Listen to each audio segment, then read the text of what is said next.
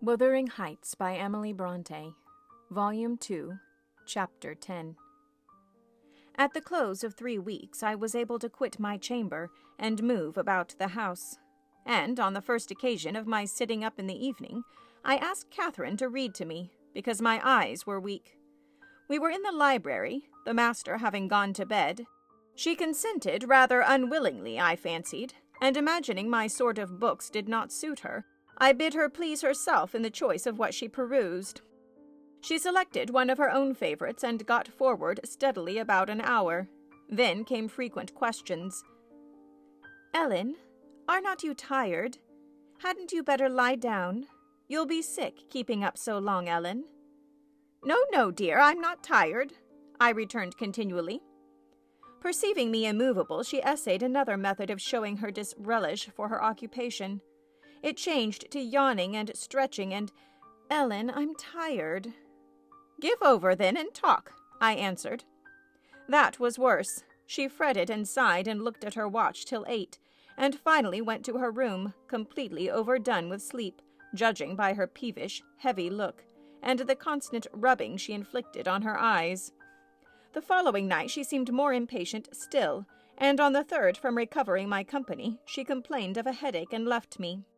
I thought her conduct odd, and having remained alone a long while, I resolved on going and inquiring whether she were better, and asking her to come and lie on the sofa instead of upstairs in the dark. No Catherine could I discover upstairs, and none below. The servants affirmed they had not seen her. I listened at Mr. Edgar's door. All was silence. I returned to her apartment, extinguished my candle, and seated myself in the window. The moon shone bright. A sprinkling of snow covered the ground, and I reflected that she might, possibly, have taken it into her head to walk about the garden for refreshment. I did not detect a figure creeping along the inner fence of the park, but it was not my young mistress. On its emerging into the light, I recognized one of the grooms. He stood a considerable period, viewing the carriage road through the grounds, then started off at a brisk pace as if he had detected something, and reappearing presently, leading Mrs. Pony, and there she was, just dismounted and walking by its side. The man took his charge stealthily across the grass towards the stable. Catherine entered by the casement window of the drawing-room and glided noiselessly up to where I awaited her. She put the door gently to, slipped off her snowy shoes, untied her hat, and was proceeding, unconscious of my espionage, to lay aside her mantle, when I suddenly rose and revealed myself. The surprise petrified her an instant. She uttered an inarticulate exclamation and stood affixed. "My dear Catherine," I began, too vividly impressed by her recent kindness to break into a scold, "where have you been riding out at this hour? And why should you try to deceive me by telling a tale? Where have you been? Speak." "To the bottom of the park," she stammered. "I didn't tell a tale." "And nowhere else?" I demanded. "No," was the muttered reply. "Oh, Catherine," I cried sorrowfully, "you know you have been doing wrong, or you wouldn't be driven to uttering an untruth to me. That does grieve me. I'd rather be 3 months ill than hear you frame a deliberate lie." She sprang forward and, bursting into tears, threw her arms round my neck. "Well, Ellen, I'm so afraid of you being angry," she said. "Promise not to be angry, and you shall know the very truth. I hate to hide it." We sat down in the window seat. I assured her I would not scold, whatever her secret might be, and I guessed it, of course. So she commenced. "I've been to Wuthering Heights, Ellen, and I've never missed going a day since you fell ill, except thrice before and thrice after you left your room. I gave Michael books and pictures to prepare Minnie every evening, and to put her back in the stable. You mustn't scold him either, mind. I was at the Heights by 6:30, and generally stayed till 8:30, and then galloped home. It was not to amuse myself that I went. I was often wretched all the time. Now and then I was happy, once in a week, perhaps. At first I expected there would be sad work persuading you to let me keep my word to Linton, for I had engaged to call again next day, when we quitted him. But as you stayed upstairs on the morrow, I escaped that trouble, and while Michael was refastening the lock of the park door in the afternoon, I got possession of the key and told him how my cousin wished me to visit him, because he was sick and couldn't come to the Grange, and how Papa would object to my going, and then I negotiated with him about the pony. He is fond of reading, and he thinks of leaving soon to get married, so he offered, if I would lend him books out of the library, to do what I wished. But I preferred giving him my own, and that satisfied him better. On my second visit, Linton seemed in lively spirits, and Isilla, that is their housekeeper, made us a clean room and a good fire, and told us that as Joseph was out at a prayer meeting, and Hareton Earnshaw was off with his dogs, robbing our woods of pheasants, as I heard afterwards, we might do what we liked. She brought me some warm wine and gingerbread, and appeared exceedingly good-natured, and Linton sat in the armchair, and I in the little rocking-chair on the hearthstone, and we laughed and talked so merrily, and found so much to say. We planned where we would go, and what we would do in summer. I needn't repeat that, because you would call it silly. One time, however, we were near quarreling. He said the pleasantest manner of spending a hot July day was lying from morning till evening on a bank of heath in the middle of the moors, with the bees humming dreamily about among the bloom, and the larks singing high up overhead, and the blue sky and bright sun shining steadily and cloudlessly. That was his most perfect idea of heaven's happiness. Mine was rocking in a rustling green tree with a west wind blowing, and bright white clouds flitting rapidly above, and not only larks but throstles and blackbirds and linnets and cuckoos pouring out music on every side, and the moors seen at a distance, broken into cool dusky dells, but close by great swells of long grass undulating in waves to the breeze, and woods and sounding water, and the whole world awake and wild with joy.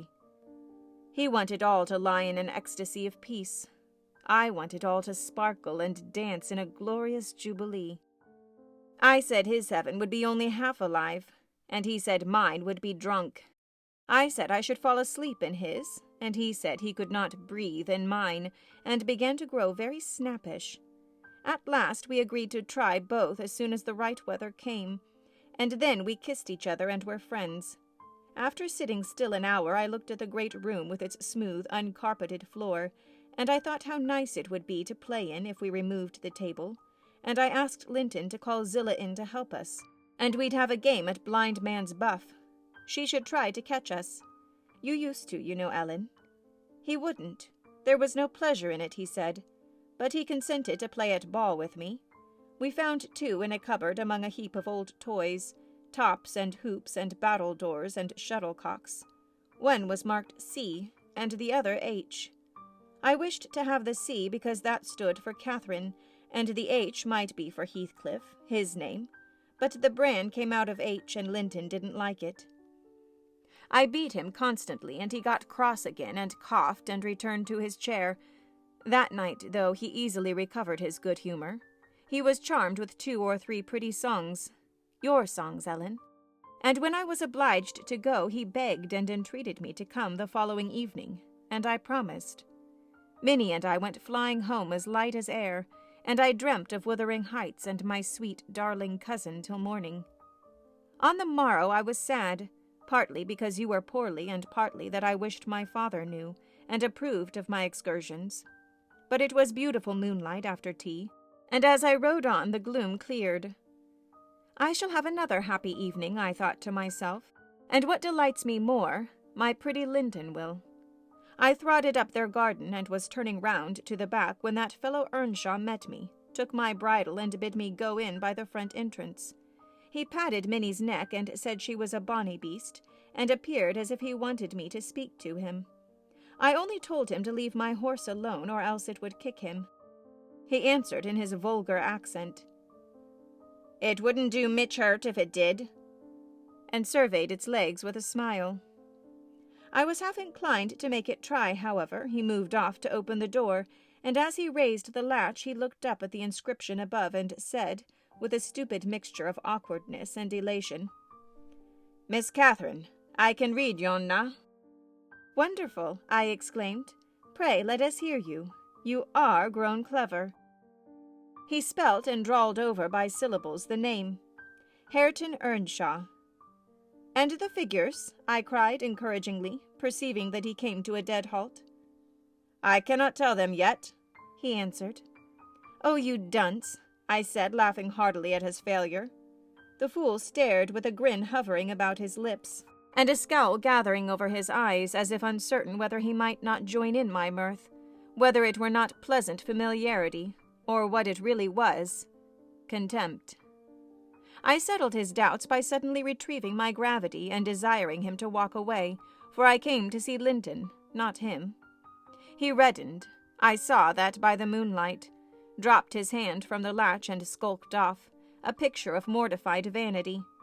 He imagined himself to be as accomplished as Linton, I suppose, because he could spell his own name, and was marvellously discomfited that I didn't think the same. "Stop, Miss Catherine, dear," I interrupted. "I shall not scold, but I don't like your conduct there. If you had remembered that Hareton was your cousin as much as Master Heathcliff, you would have felt how improper it was to behave in that way. At least, it was praiseworthy ambition for him to desire to be as accomplished as Linton, and probably he did not learn merely to show off. You had made him ashamed of his ignorance before, I have no doubt, and he wished to remedy it and please you.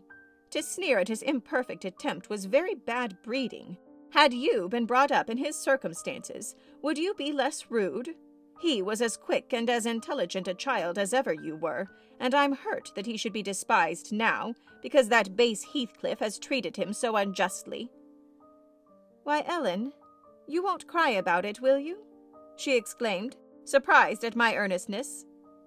"But wait, and you shall hear if he conned his ABC to please me, and if it were worth while being civil to the brute." I entered.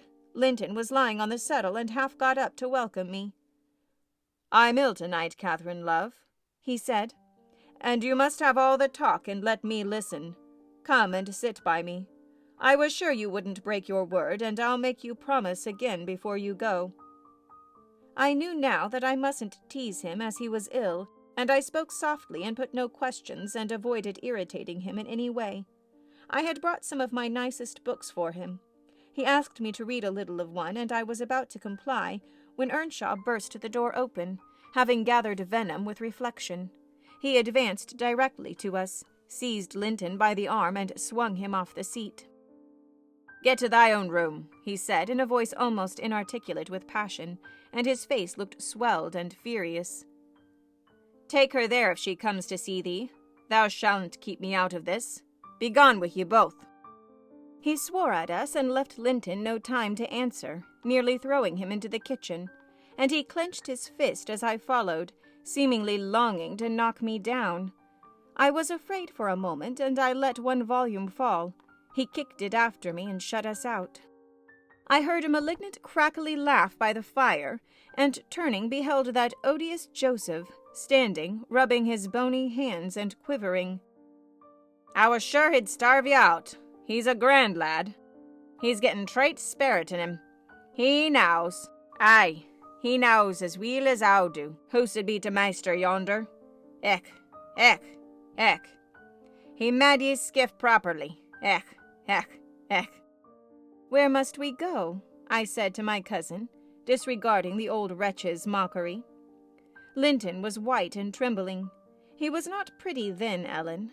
Oh, no, he looked frightful, for his thin face and large eyes were wrought into an expression of frantic, powerless fury. He grasped the handle of the door and shook it. It was fastened inside. "If you don't let me in, I'll kill you. If you don't let me in, I'll kill you," he rather shrieked than said. "Devil, devil, I'll kill you, I'll kill you." Joseph uttered his croaking laugh again. "There, that's the father," he cried. "That's father. We've allus summat at Arthur's side in us. Niver heed, Hareton, lad. Dunnot be afeard. He cannot get at thee." I took hold of Linton's hands and tried to pull him away, but he shrieked so shockingly that I dared not proceed. At last his cries were choked by a dreadful fit of coughing. Blood gushed from his mouth, and he fell on the ground. I ran into the yard, sick with terror, and called for Zillah as loud as I could. She soon heard me. She was milking the cows in a shed behind the barn, and hurrying from her work, she inquired what there was to do. I hadn't breath to explain. Dragging her in, I looked about for Linton. Earnshaw had come out to examine the mischief he had caused, and he was then conveying the poor thing upstairs. Zillah and I ascended after him, but he stopped me at the top of the steps, and said I shouldn't go in. I must go home. I exclaimed that he had killed Linton, and I would enter. Joseph locked the door and declared I should do no sich stuff, and asked me whether I were bound to be as mad as him. I stood crying till the housekeeper reappeared. She affirmed he would be better in a bit, but he couldn't do with that shrieking and din, and she took me and nearly carried me into the house. Ellen, I was ready to tear my hair off my head. I sobbed and wept so that my eyes were almost blind, and the ruffian you have such sympathy with stood opposite, presuming every now and then to bid me wisht, and denying that it was his fault, and finally, frightened by my assertions that I would tell Papa, and that he should be put in prison and hanged, he commenced blubbering himself and hurried out to hide his cowardly agitation. Still I was not rid of him. When at length they compelled me to depart, and I had some 100 yards off the premises, he suddenly issued from the shadow of the roadside and checked Minnie and took hold of me. "Miss Catherine, I'm ill-grieved," he began, "but it's rather too bad." I gave him a cut with my whip, thinking perhaps he would murder me. He let go, thundering one of his horrid curses, and I galloped home more than half out of my senses. I didn't bid you good night that evening, and I didn't go to Wuthering Heights the next. I wished to exceedingly, but I was strangely excited and dreaded to hear that Linton was dead sometimes, and sometimes shuddered at the thought of encountering Hareton. On the third day I took courage. At least, I couldn't bear longer suspense, and stole off once more. I went at 5 o'clock and walked, fancying I might manage to creep into the house and up to Linton's room unobserved. However, the dogs gave notice of my approach. Zillah received me, and saying, "The lad was mending nicely," showed me into a small, tidy, carpeted apartment, where, to my inexpressible joy, I beheld Linton laid on a little sofa, reading one of my books. But he would neither speak to me nor look at me, through a whole hour, Ellen. He has such an unhappy temper. And what quite confounded me when he did open his mouth, it was to utter the falsehood that I had occasioned the uproar, and Hareton was not to blame. Unable to reply except passionately, I got up and walked from the room. He sent after me a faint "Catherine." He did not reckon on being answered so, but I wouldn't turn back. And the morrow was the second day on which I stayed at home, nearly determined to visit him no more. But it was so miserable going to bed and getting up and never hearing anything about him that my resolution melted into air before it was properly formed. It had appeared wrong to take the journey once. Now it seemed wrong to refrain. Michael came to ask if he must saddle Minnie. I said yes, and considered myself doing a duty as she bore me over the hills. I was forced to pass the front windows to get to the court. It was no use trying to conceal my presence. "Young master is in the house," said Zillah as she saw me making for the parlor. I went in. Earnshaw was there also, but he quitted the room directly. Linton sat in the great armchair half asleep. Walking up to the fire, I began in a serious tone, partly meaning it to be true. "As you don't like me, Linton, and as you think I come on purpose to hurt you, and pretend that I do so every time, this is our last meeting. Let us say good-bye, and tell Mr. Heathcliff that you have no wish to see me, and that he mustn't invent any more falsehoods on the subject." "Sit down and take your hat off, Catherine," he answered. "You are so much happier than I am, you ought to be better. Papa talks enough of my defects and shows enough scorn of me to make it natural I should doubt myself. I doubt whether I am not altogether as worthless as he calls me frequently. And then I feel so cross and bitter I hate everybody. I am worthless, and bad in temper, and bad in spirit almost always. And if you choose, you may say good-bye. You'll get rid of an annoyance. Only, Catherine, Do me this justice. Believe that if I might be as sweet and as kind and as good as you are, I would be as willingly, and more so, than as happy and as healthy. And believe that your kindness has made me love you deeper than if I deserved your love, and though I couldn't and cannot help showing my nature to you, I regret it and repent it and shall regret and repent it till I die." I felt he spoke the truth, and I felt I must forgive him, and though he should quarrel the next moment, I must forgive him again. We were reconciled, but we cried both of us the whole time I stayed, not entirely for sorrow, yet I was sorry Linton had that distorted nature. He'll never let his friends be at ease, and he'll never be at ease himself. I have always gone to his little parlor since that night, because his father returned the day after. About 3 times, I think, we have been merry and hopeful as we were the first evening. The rest of my visits were dreary and troubled, now with his selfishness and spite, and now with his sufferings. But I've learnt to endure the former with nearly as little resentment as the latter. Mr. Heathcliff purposely avoids me. I have hardly seen him at all. Last Sunday, indeed, coming earlier than usual, I heard him abusing poor Linton cruelly for his conduct of the night before. I can't tell how he knew of it unless he listened. Linton had certainly behaved provokingly. However, it was the business of nobody but me, and I interrupted Mr. Heathcliff's lecture by entering and telling him so. He burst into a laugh and went away, saying he was glad I took that view of the matter. Since then I've told Linton he must whisper his bitter things. Now, Ellen, you have heard all, and I can't be prevented from going to Wuthering Heights, except by inflicting misery on 2 people. Whereas, if you'll only not tell Papa, my going need disturb the tranquillity of none. You'll not tell, will you? It will be very heartless if you do." "I'll make up my mind on that point by tomorrow, Miss Catherine," I replied. "It requires some study, and so I'll leave you to your rest and go think it over." I thought it over aloud in my master's presence, walking straight from her room to his, and relating the whole story, with the exception of her conversations with her cousin, and any mention of Hareton. Mr. Linton was alarmed and distressed more than he would acknowledge to me. In the morning Catherine learnt my betrayal of her confidence, and she learnt also that her secret visits were to end. In vain she wept and writhed against the interdict, and implored her father to have pity on Linton. All she got to comfort her was a promise that he would write and give him leave to come to the Grange when he pleased, but explaining that he must no longer expect to see Catherine at Wuthering Heights. Perhaps, had he been aware of his nephew's disposition and state of health, he would have seen fit to withhold even that slight consolation.